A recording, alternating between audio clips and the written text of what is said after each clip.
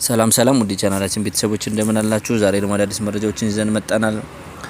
መረጃዎችን ስናልፍ የህወሓትን ጉዳይ የምናይ ይሆናል። የህወሓትን ህንጻና የታደሰ ወረደ የእርስ በርስ አለመግባባትና የእርስ በርስ ትችት እናያለን። ወደ ሌላኛው መረጃ ስናልፍ እነ ዘመነ ካሴ እየሆነባቸው እያጋጠማቸው ያሉ ተግዳሮቶችና ያለ መግባባቶችን ሁኔታ የምንመለከት ይሆናል። ወደ ቀዳሚው መረጃ ስናልፍ የመንግስት የጸጥታ ኃይሎች ያስተላለፉትን መልእክት የምናይ ይሆናል። በመከላከያ ሰራዊቱ አጠናቆ መቀሌ ዙሪያ ሲጠጋ መንግስት የህወሓትን አጥፊ ቢሆንም ወገኔ ነው በማለት ለድርድር መቀመጡ የሚታወስ ነው። ሰላም እርቅ ይሻላል በሚል ለዚህም ዓለም መሪዎች በተገኙበት መንግስት የፕሪቶሪያ ስምምነትን ከግብ ለማድረስ እየወሰነው። ሆኖም ህወሓት ክብር ስለማይሆንለት የፕሪቶሪያውን ስምምነት አፍርሷል።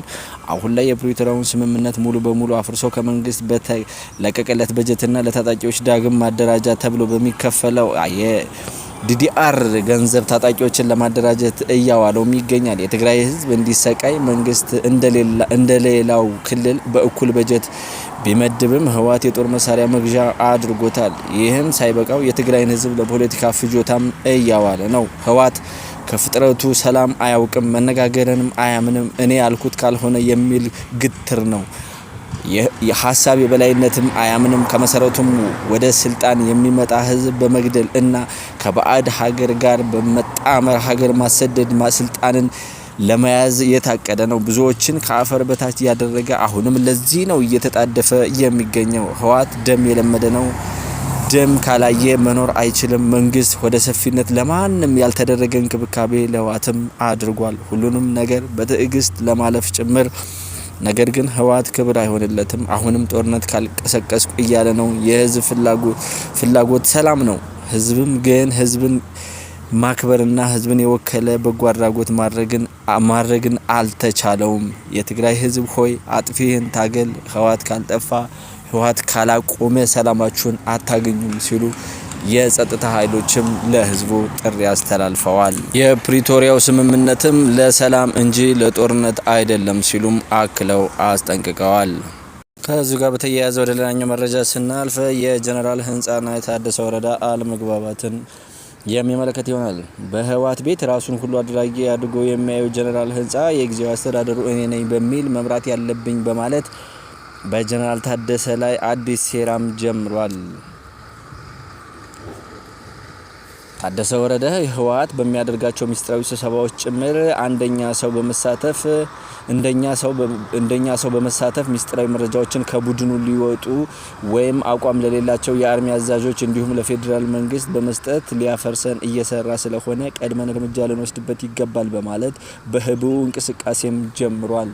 በዚህም ጀነራል ህንጻ ጀነራል ታደሰ ወረደን ከመቀሌ በማባረር በእሱ ቦታ ሌላ ሰው እንዲመጣ እናደርጋለን፣ ይቀርቡኛል የሚላቸውንም የቡድን አመራሮች እያማከረ ይገኛል። በደቡብና በምስራቅ ትግራይ ውስጥ የሚስተዋለው ህዝባዊ ተቃውሞ ሆነ በሁሉም አካባቢ እያየለ የመጣው የአርሚ ተቃውሞ ጀርባ የታደሰ ወረደ ድብቅ እጅ እንዳለ ጀነራል ህንጻም እየገለጸም ይገኛል። በቡድኑ መካናይዝድ ጦር በሚል ባደራጀው ኃይል ውስጥ ያለ ምንጮችም ያደረሱን ዘገባዎች ናቸው። ወደ ሌላኛው መረጃ ስናልፍ የእነ ዘመነ ካሴ የአደረጃጀት ጉዳይ መፍትሄ አልባና እርስ በርስ መከፋፈልን ማምጣቱ በጣም አስጨናቂ ጉዳይ እንደሆነባቸው መረጃዎች እያሳዩ ነው። የእርስ በርስ አለመተማመን፣ የእርስ በርስ መጠላላትና የስልጣንም ሽኩቻ ውስጥ እንደገቡ መረጃዎች እያሳዩ ነው።